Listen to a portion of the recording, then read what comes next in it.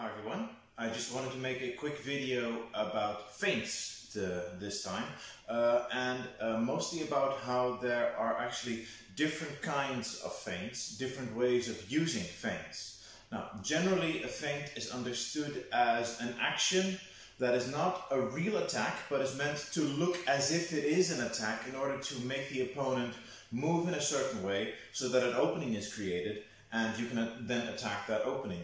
The simplest one is, for instance, if you feint with your blade forward, they need to move in line with that to parry, and then you can attack the line that is then opened up, boom, underneath, safely. Now, that is one version of the feint, and it is very viable. It's used quite often. But there's also another version of the feint that I think is talked about a little bit less. I got the inspiration for this video actually from a video about mixed martial arts. Jack Slack doing a video about the mixed martial artist Israel Adesanya, and he talks about a different use of feints there, and that is overwhelming the opponent with different signals so that they eventually stop reacting to all of the signals or reacting poorly, in which case you can then immediately attack again. So you give little movements, little shoulder feints, little signals that you might or might not be attacking, and eventually he'll stop responding with the parries. And that's the moment where you actually attack forward. Now, you'll notice that these two different kinds of feints also have two very different kinds of mindset and tactical purposes. In the first kind, you need to actually have the opponent truly believe that you're about to attack. In the second one, you want to fool them into thinking that you are not about to really attack because of your overload of feints, when in fact the next one is a real attack. So they're sort of opposites in a way, but they are both trying to fake out the opponent into acting in a way that you want them to act so that you can attack them. And that's what they have in common. Now, I've come up with a series of attacks that sort of flow into each other, that help you practice this and that have a direct tactical application. And they have three basic parts. They're quite simple. The first one that you can practice is just a simple forward open how. Boom. And you want this one to be as threatening and as aggressive as possible without actually overcommitting to your attack. A lot of people, when they want to generate a lot of threat, they also explode forward too much. And that makes it difficult to actually, like I said in an earlier video, parry any kind of riposte coming your way, or make a follow-up movement, or stop if necessary. Now, what you want to do is to generate a powerful attack, but be able to have conservative footwork. So just a simple passing step, so that you're able to reset again. This sets up the first feint, because they will not respond to a feint the way you want them to unless there's a real threat. And the real threat is that if you do not respond to my feint, I'm going to hit you in the head. So that's what you first need to practice on. First practice making a good, nice and powerful open how, and then practice on making a movement that doesn't cover the distance but still looks like the very first beginning of that open how. And for this feint I borrowed from a very good fencer, Halvard Eichheim. His feint to the arm I found very useful, and I'm going to show it to you here. It's very simple. You want to maintain your off foot forward. So in my case, I'm left-handed, I've got my right foot forward.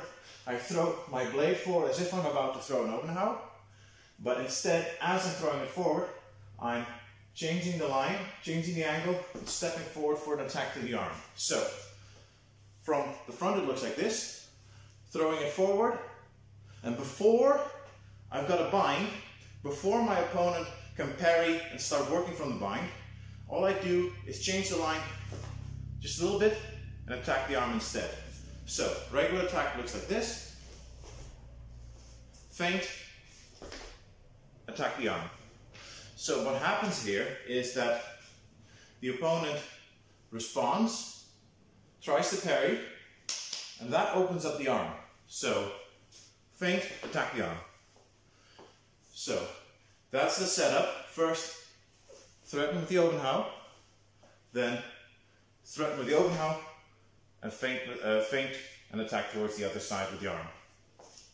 Notice that I did not make a passing step there because I was actually attacking from my right side, my off side.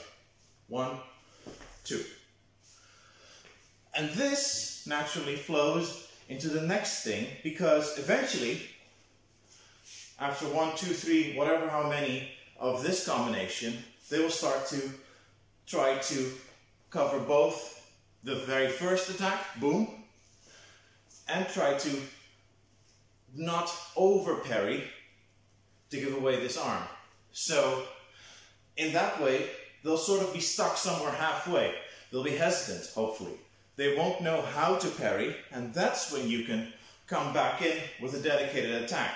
Now, what you could do is just make a dedicated attack to set up the feint, and once he starts parrying the feint, you go back to the dedicated attack. But what I like to do as well is dedicated attack first, boom, that sets up the feint, boom, and then once he starts being hesitant and getting somewhere in the middle, that's where you can start going for a direct line thrust. So instead of an open how like this, where your hands are relatively low, you throw the open how forward and immediately the hands go up and the point goes towards the center. So like this.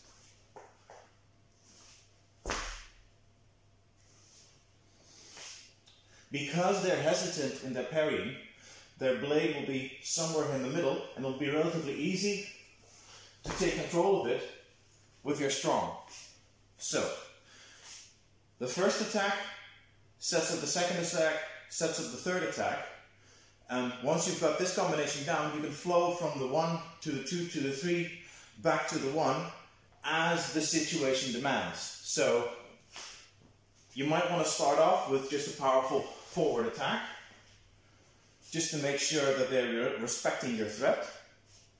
And from then on, you just got to see how they respond to that. If they give you the arm, boom. If they start hesitating, just thrust straight forward.